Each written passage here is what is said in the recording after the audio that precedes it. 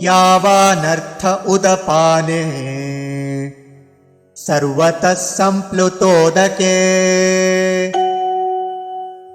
तावान् सर्वेषु वेदेषु ब्राह्मणस्य विजानतः।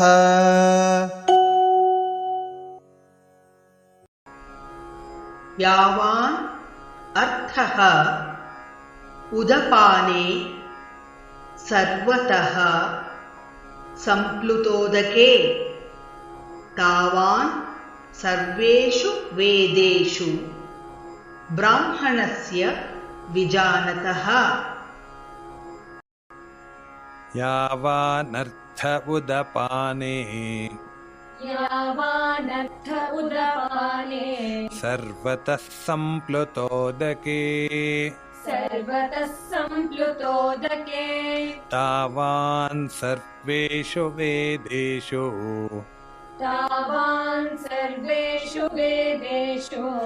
ब्राह्मणस्य विजानतः। यावानर्थ उदपाने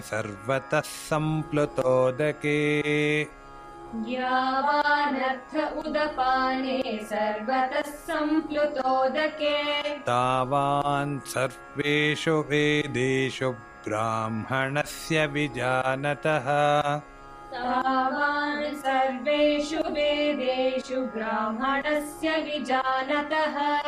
यावानर्थ उदपाने सर्वतः सम्प्लुतोदके तावान् सर्वेषु वेदेषु ब्राह्मणस्य विजानतः।